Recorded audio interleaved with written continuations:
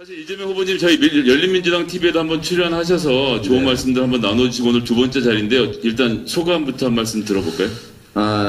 사실 정치는 우리 노무현 전 대통령께서 말씀하신 것처럼 깨어있는 소수가 조직된 힘으로 하는 건데 열린민주당을 보면 이렇게 활력이 넘치는 것 같아서 너무 좋습니다. 사실 우리 스타일인데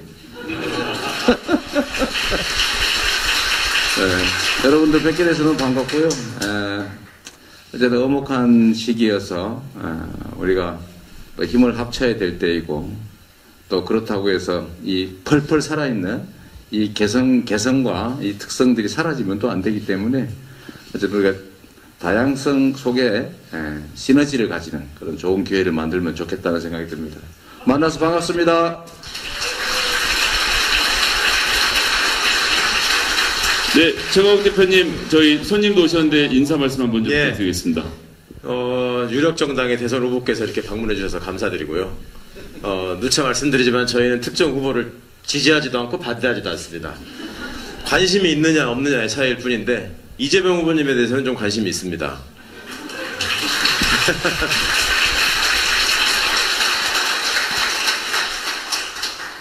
많은 것들을 또 여쭤봐야 되고 많은 의견을 나눠야 되고 하는데 방금 우리 후보님 인사하시면서 들으셨겠지만 아직도 열린민주당에는 합당이 과연 무슨 의미가 있느냐 그것을 반대한다라고 말씀하시는 분들이 굉장히 많습니다. 그래서 오늘도 열정을 가지고 이렇게 임해주셔서 감사하고요. 단 진행을 위해서 우리가 손님을 모셔놓고 좀 예의는 좀 갖춰주셨으면 좋겠습니다. 세상이 발전해야 한다. 이것이 진보개혁진영 또 민주주의를 지키고 염원했던 우리 많은 국민들의 바람이었습니다. 그 세상이 발전하는 과정에서 우리 이재명 후보께서 걸어오셨던 길, 그러니까 그 정말 토끼하고 발맞추는 산골짜기에서 태어나서 오늘날 이렇게 열린민주당의 행사장에까지 이렇게 오시기까지 이런 영광된 자리를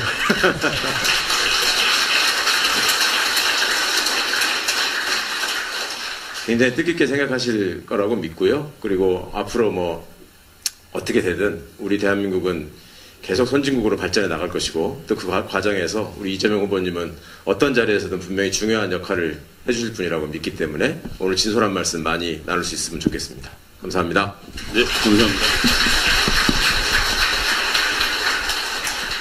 사실 저희가 작년부터 해서 이 당원대회를 그렇게 하려고 3달 간격으로 준비를 하면 정부가 어떻게 저희 회의 내용을 엿듣고 방역 단계를 상향 조정하고 해서 이거를 지금 1년 넘게 못했습니다. 작년에 한번 광주에서 하고 올해 그래서 겨우겨우 연말에 하려고 잡아서 호남부터 시작해서 영남, 호남 중부 지역을 거쳐서 오늘 이제 경기도 거쳐서 서울까지 올라왔는데 그래서 저희들도 사실 이렇게 당원분들 뵙고 이런 집회를 오프에서 하는 거 오늘 처음이라서 그런 자리 또 뜻깊은 자리에 함께 해주신 것을 정말 감사를 드리고요. 저희 열린민주당 당원들이 궁금해하는 몇 가지도 말씀 좀 듣고 그 대표님의 견해 좀 듣고 싶은데요.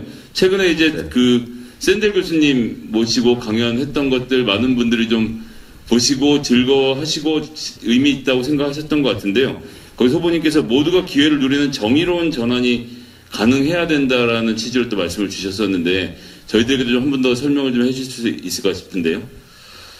네, 길게 말씀드리긴 어려운데 아주 단순하게 말하면 우리는 공정한 것은 정의롭다라고 생각되는 시대를 살았습니다.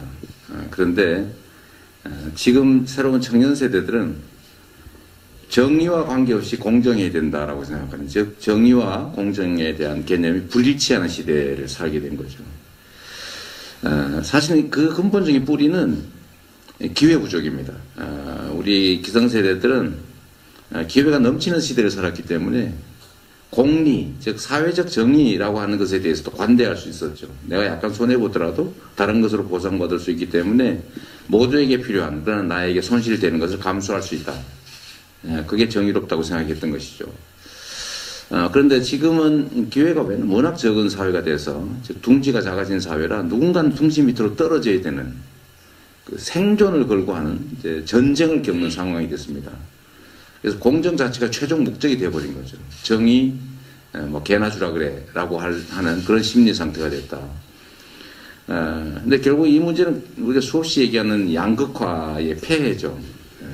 그래서 이 문제를 해결해야 되는 상황이 됐고, 공정성 회복을 통해서 우리가 이제 기회, 파이를 키우고, 또 이 전환적 위기, 코로나로 표현되는 뭐 팬데믹, 또 신재생 에너지로 전환해야 되는 기후 위기, 또 디지털 전환, 이런 대격변의 시대에 기회를 창출하다, 위기를 기회로 만들어서 이제 새로운 길을 가야 되는데, 이때가 정말 진정으로 공정성을 회복할 수 있는 좋은 기회가 된다.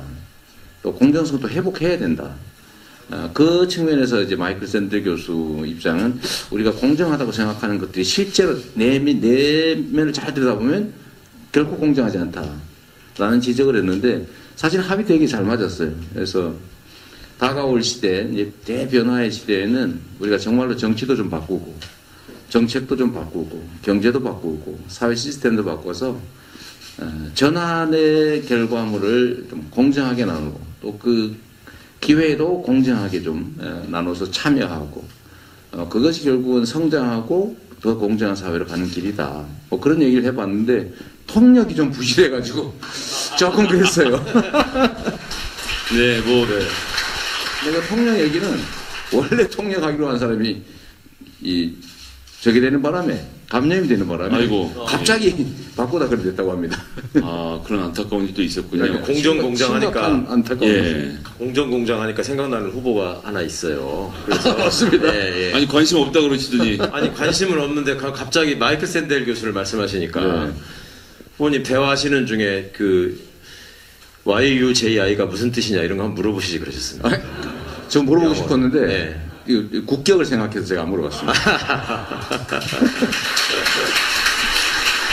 아니 우리 최강욱 대표님도 공정하다는 착각 책을 또 저희 SNS 소개도 하시고 공정에 대해서도 좀 하실 말씀이 좀 있으실 것 같은데 같이 좀 예, 들려주시죠. 후보님이 뭐 잘 정리해 주셨습니다만 사실은 공정하다는 착각이라는 책이 그 전에 이제 정의란 무엇인가에 보다 저는 훨씬 재밌었습니다. 그리고 개인적으로 많은 좀 인사이트를 얻었달까? 그러니까 그동안에 우리가 생각해왔던 능력주의라고 하는 것이 과연 공정한 것인가? 능력주의라는 프레임 속에서 얼마나 많은 사람들이 소외되고 있는가 하는 점들을 지적을 하는 걸 보고 한편으로는 좀 안도감이 들기도 했습니다. 그러니까 우리만 겪는 문제가 아니라 세계적으로 이것이 해결해야 될 과제로 떠오르고 있고 이 과제가 생긴 배경에는 뭐가 있을까 하는 것을 생각하게 됐고요. 또 전혀 사실은 예상을 못했는데 마이클 샌델 교수하고 우리 이재명 후보님하고의 대담이 있다고 그래서 사실은 지금 청년층이 가지고 있는 어떤 절망의 크기 같은 게 굉장히 크지 않습니까?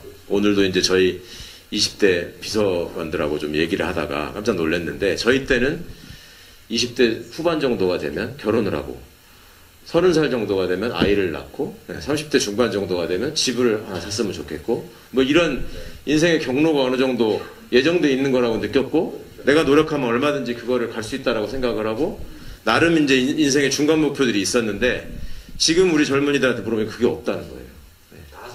네, 일단은 스펙을 갖춰서 취업하는 데 집중하고 취업을 하게 되면 그 다음부터 내 생활을 얼마큼 평안하게 할 것인가에 집중하고 이게 하루하루를 지금 견뎌내는 게 시급한 상황이 됐다고 하고 그래서 이제 생기는 현상이 과거에 우리가 어렸을 때 봤던 무협지나 이런 거에서는 주인공이 가진 고난과 고초를 겪고 열심히 무술을 연마해가지고 자라나가지고 부모를 해친 원수를 없애는 이런 게 스토리였지 않습니까? 지금은 그런 성공 스토리가 먹히질 않고 웹소설이나 이런 데서 받아들여지는 것이 그러니까 우리 이재명 후보님 같이 막 봉화에서부터 여기 여의도에 이런 예식장까지 오실 수 있는 이런 스토리가 안 먹히는 거예요. 이런 일은 있을 수 없다. 이렇게 받아들이고 내가 요즘 시대에 태어났는데 학원을 열심히 다녀가지고 지방대 의대에 삼수를 해서 들어가는 거예요. 근데 거기서 의대에서 공부를 하고 있었는데 어느 날 벼락을 맞아가지고 뿅 하면서 시간이 전환돼갖고 조선시대로 가. 그래가지고 거기서는 명의가 되는 거예요.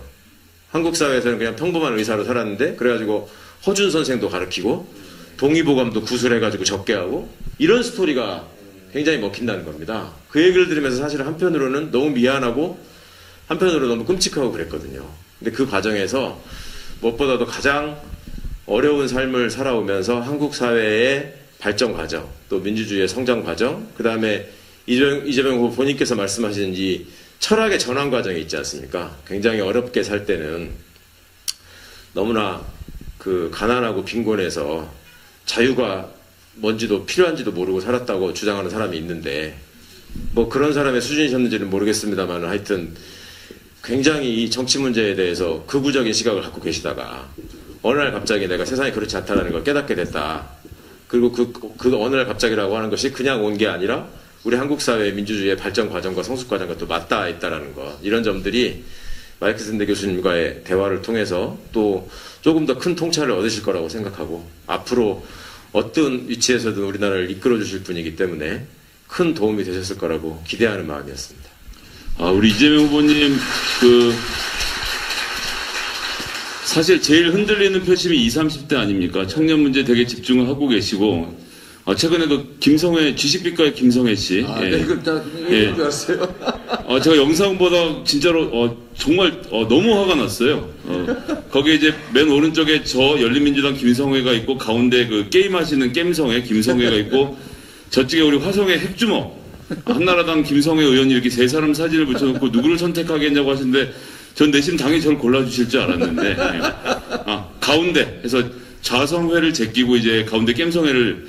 근데 저는 사실 그거 보면서 한편으로는 불안했던 게 그 양반이 보통 내공도 아니고 게임 분야가 사실 그 후보님도 직접 말씀하셨습니다만 갤러그 하시던 분의 세대와 완전히 다른 얘기라서 그렇죠, 네. 거기 뭐 메타버스에 NFT의 박타 이런 것들이 나오는데 하여튼 그래도 그런 과정을 다 거쳐서 되게 즐겁게 대화들 하셨잖아요. 네. 요즘 청년 문제에 대해서 예전보다 훨씬 더 고민이 많아지셨을 것 같은데 사실 저 열린민주당에 청년당원이 많지는 않습니다만 꽤 많아 보이는데? 예, 청년들에게 좀 들려주고 싶은 말씀을 좀 요즘 느끼신 점들을 좀 들어봤으면 좋겠습니다. 일단 청년 얘기하기 전에 자유 얘기 한 번 더. 네.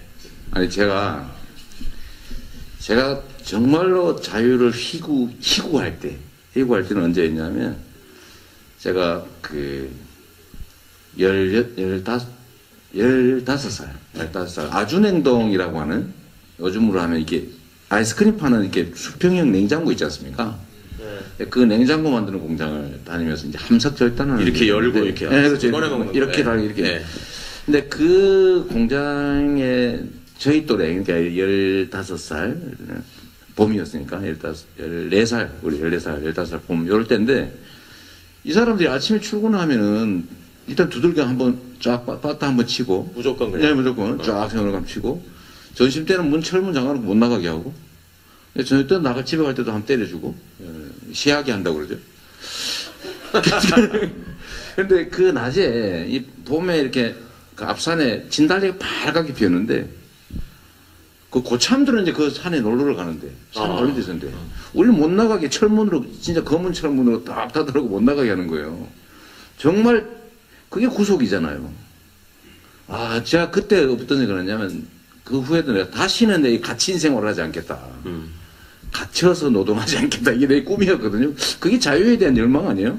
그렇죠. 그때가 내가 그때가 제일 못 살고 제일 못 배웠을 때인데 내가 이제 초등학교 졸업하고 그 다음 해였으니까 제일 못 살고 제일 정말 비난하고 어려울 때인데 그때 우리 더 자유에 대한 열망이 더 크던데. 아니 그 아버지한테 대학생 때까지 맞은 사람도 자유를 많이 열망했을 거예요. 그럴 수 있겠네요. 네. 청년 얘기를 좀 하면요.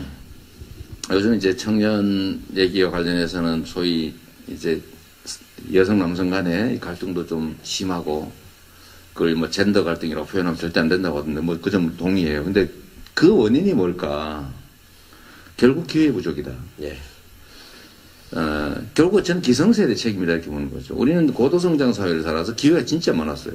진짜 많은 사회를 살아서 그런 문제들에 대해서 경쟁을 하더라도 죽지는 않았어요. 탈락하지는 않았거든요. 약간 순서가 바뀌는 정도? 약간 뭐 기업의 규모가 좀 줄어든다든지 뭐 이런 정도였지 지금 같지는 않았거든요.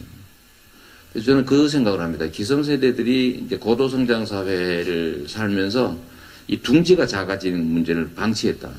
불공정을 방치하는 바람에 결국 저성장이 오고 그 피해를 지금 청년 세대가 온몸으로 그냥 청년들만 감당을 하고 있는 거죠. 그 속에서 살아남으려다 보니까 편을 갈라야 됩니다. 누군가는 탈락해야 되니까. 그래서 그 갈등이 격화되고 분노하고 적대화되고 균열로 남는 이 상황이 너무 안타깝고요.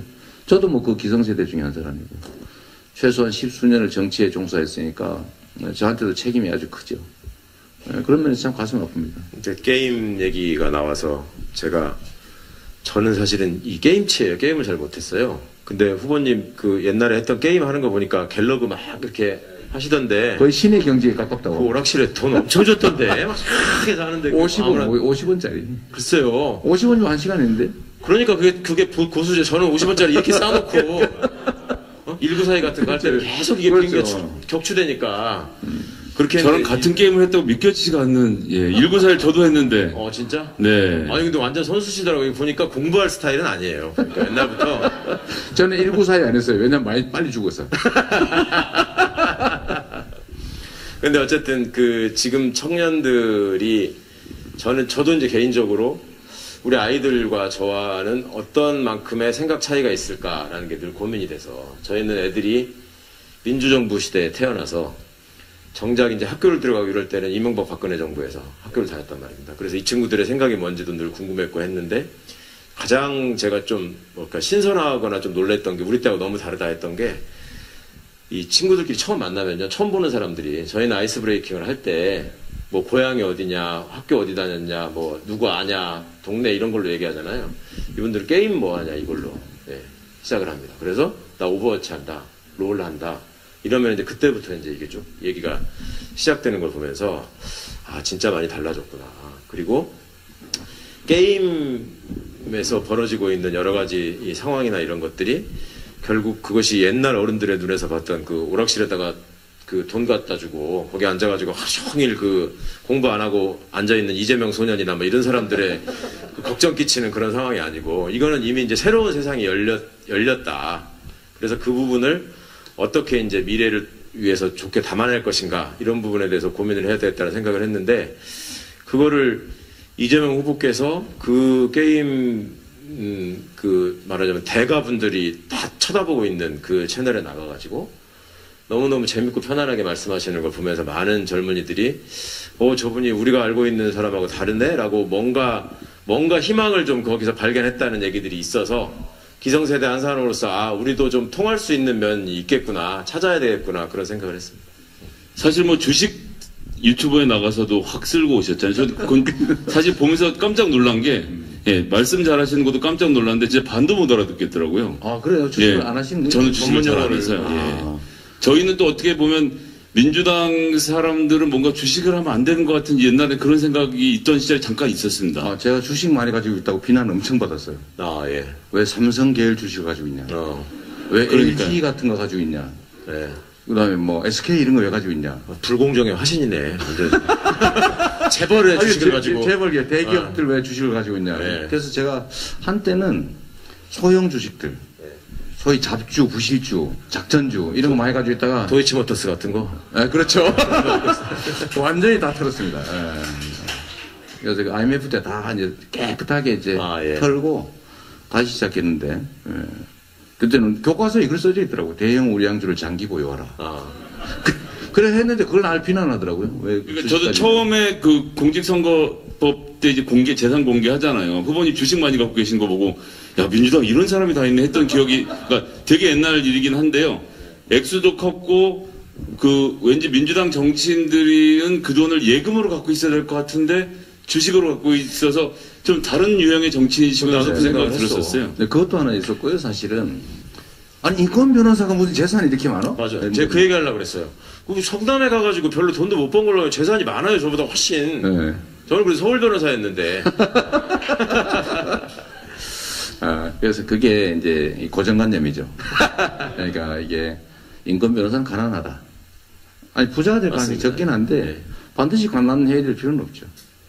저 일은 정말 열심히 했거든요.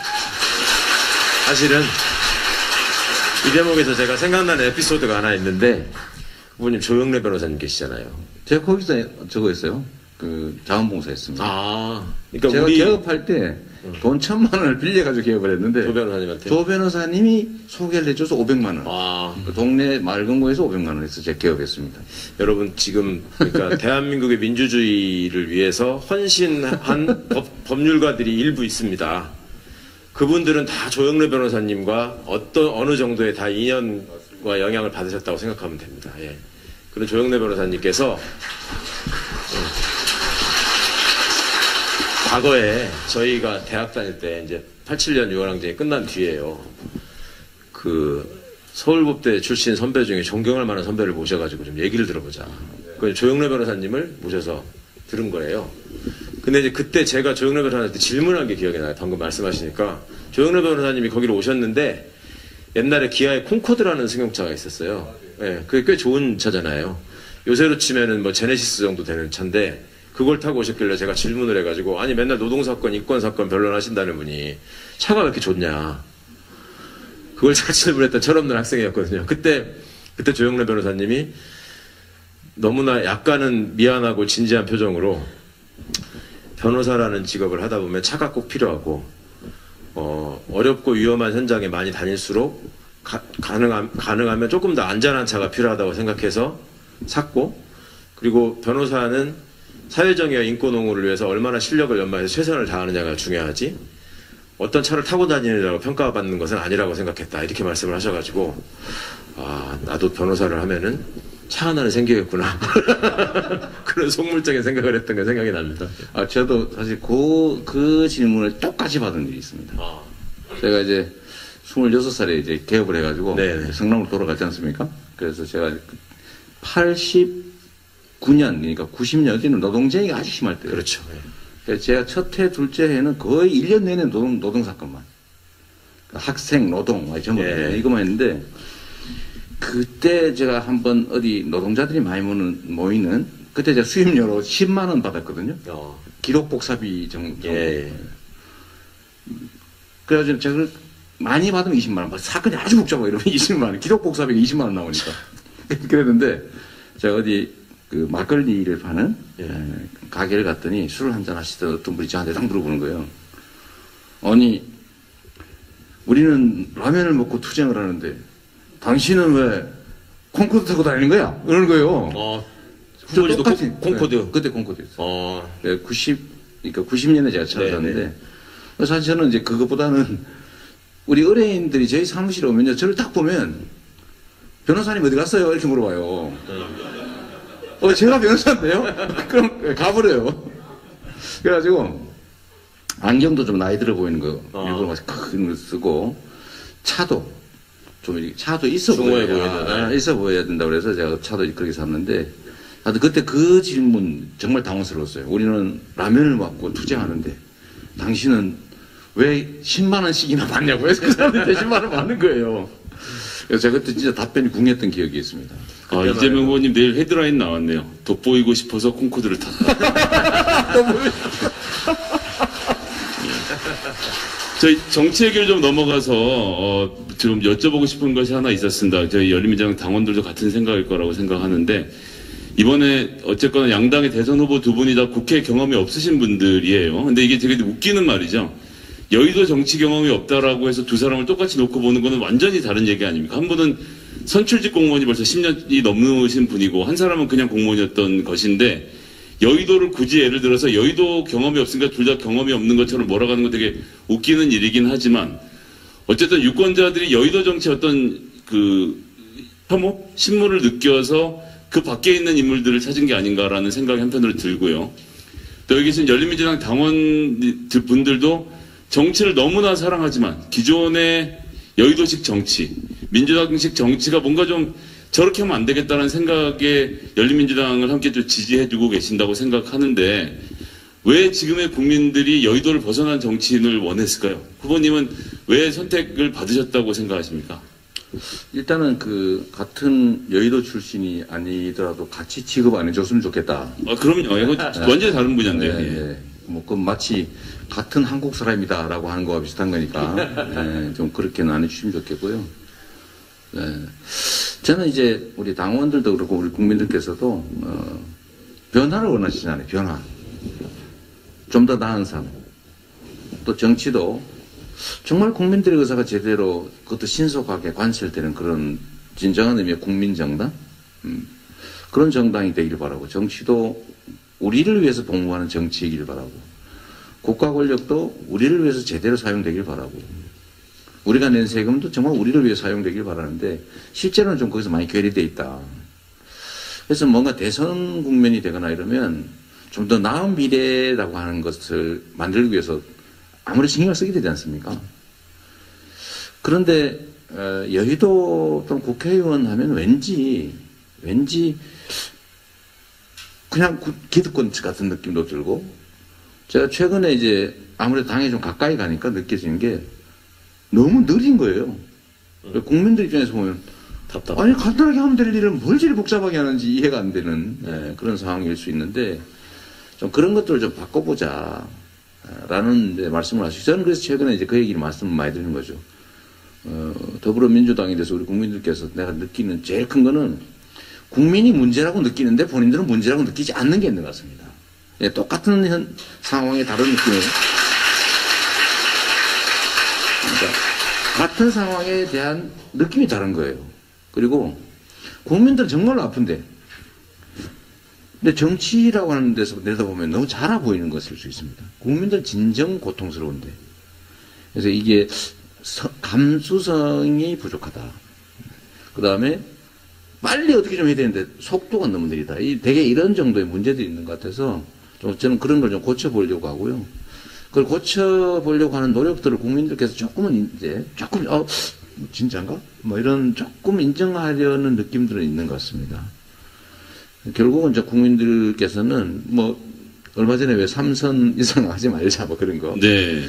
뭐 면책 특권 이런 거는 아주 악의적이고 고의적인 경우는 제외하자. 저는 그 헌법 위반되지 않는다고 보거든요.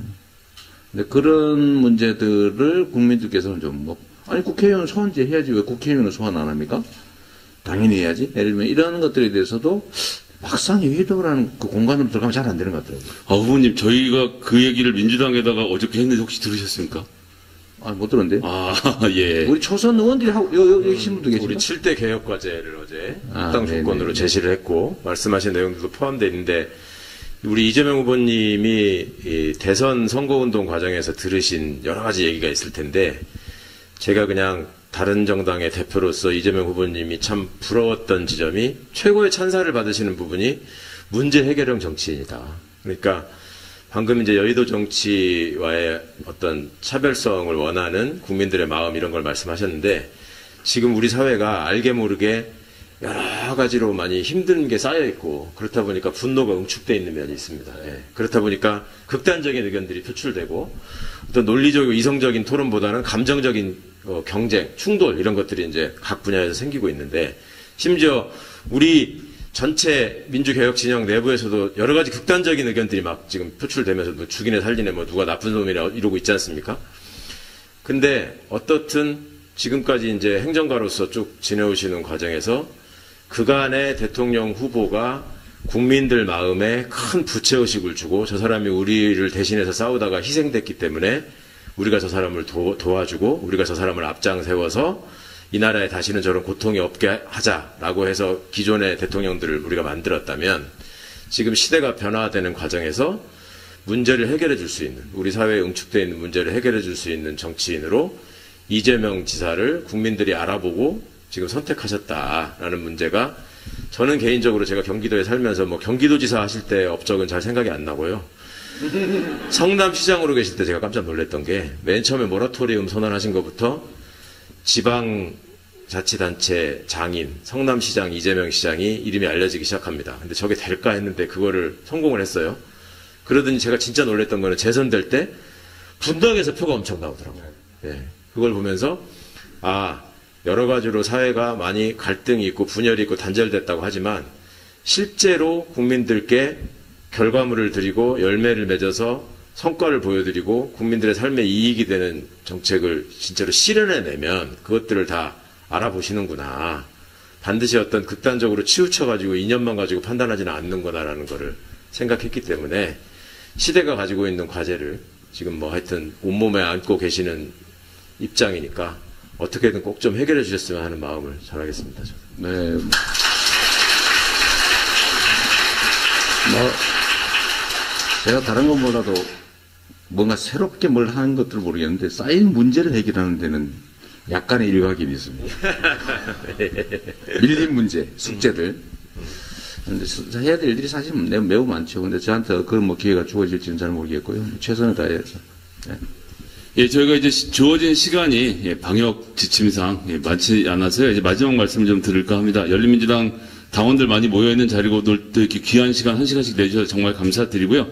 마지막으로 우리 당원들에게 한 말씀 좀, 뭐 한 말씀을 정말 한 말씀은 아니고요. 하시고 싶은 말씀을 충분히 한번 좀 부탁드리겠습니다. 중간에 잠깐만 제가 네, 질문을 섞어서 말씀드릴게요. 후보님 시간이 안 돼서 말씀하시고 마무리해야 될 것 같은데 우리 열린민주당 당원분들이 굉장히 정치의식이 뛰어나고 민주주의에 대한 열망이 강하시고 개혁에 대한 의지가 확고하신 분들이지 않습니까?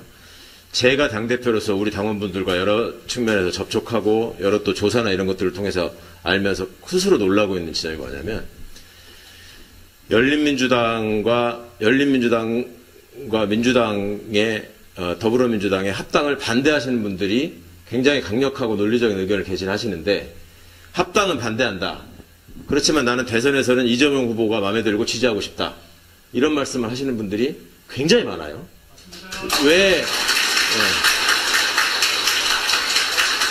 왜 그런 일이 있다고 생각하시는지를 포함해서 말씀해 주시면 좋겠습니다. 왜 합당은 싫고 이재명은 좋은지. 제가 입구에 들어오다 보니까요, 두 분이 저한테 사진을 찍자고 그러면서 하신 말씀이 지지는 하는데 합당은 안 하는 반대라. 합당은 적극 반대, 지지는 적극적으로 이렇게 말씀하시더라고요.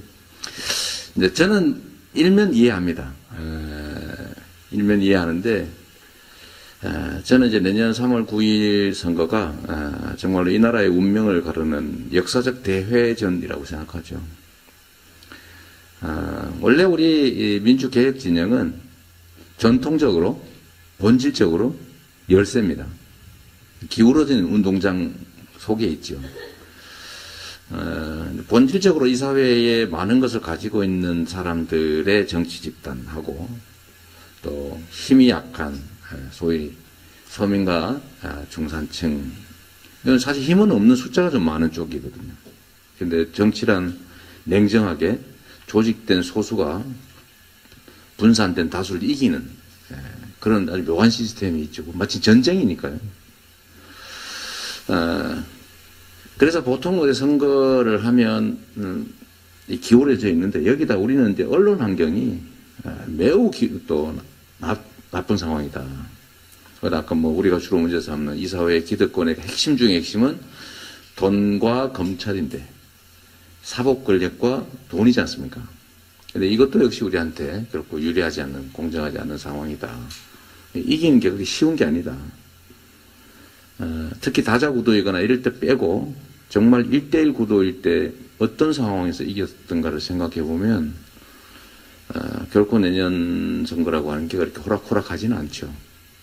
그래서 있는 힘을 다 긁어 모아야 되고 그게 우리 이제 민주당 또는 열린민주당을 포함해서 우리 개혁 진보 진영의 문제이기도 하지만 저는 이게 이 나라의 정말 근본에 관한 문제다라고 생각합니다. 진짜 어떤 상황이 벌어질지 둘 중에 하나 아니겠습니까? 이제는 뭐 그 상태에 왔죠.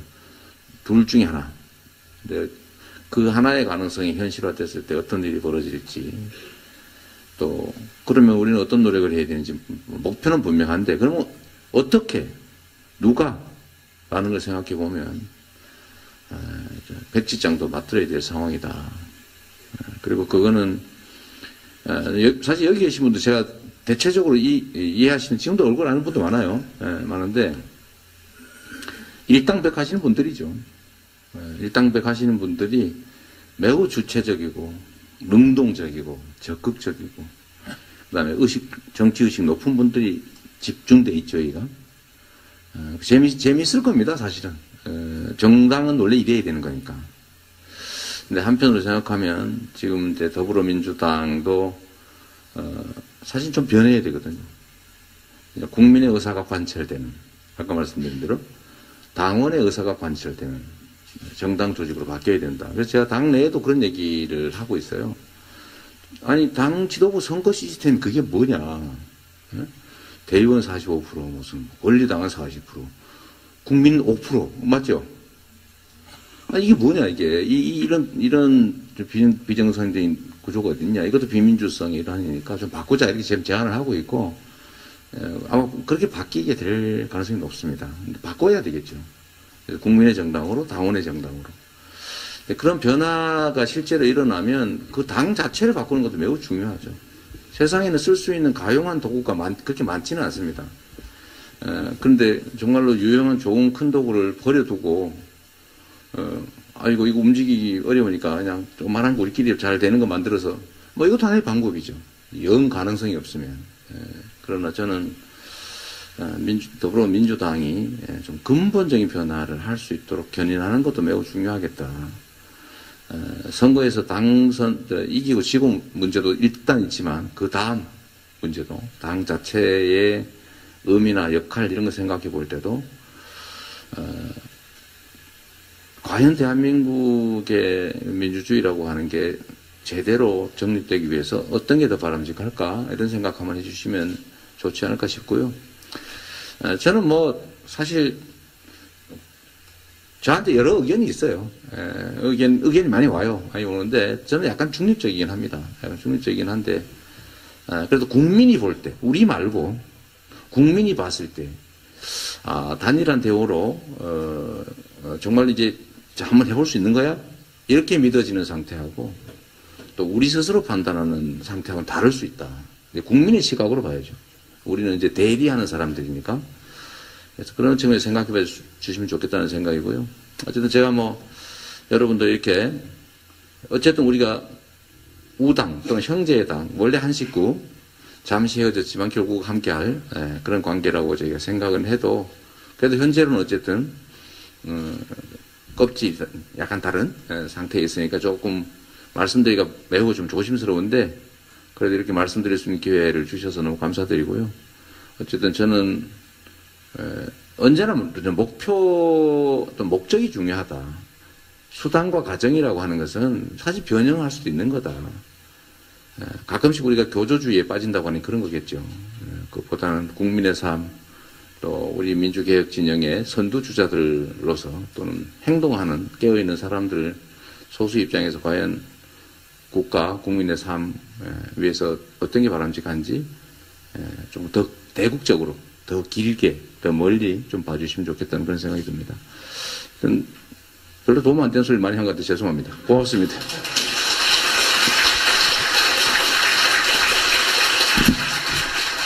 네, 긴 시간 내어주시고 또 저희 열린민주당 서울시당 행사에 함께해 주신 이재명 후보님께 다시 한번 큰 박수 부탁드리겠습니다.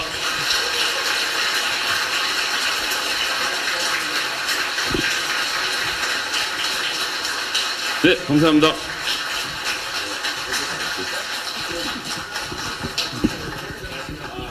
그럼 마이크를 제보해 주셨으면 좋았을 텐데, 지식백과 김상현보다 제보다 잘생겼다고. 네. 후보님께서 직접 말씀을 주셨는데, 마이크가 잘 들어갔나 모르겠습니다. 네.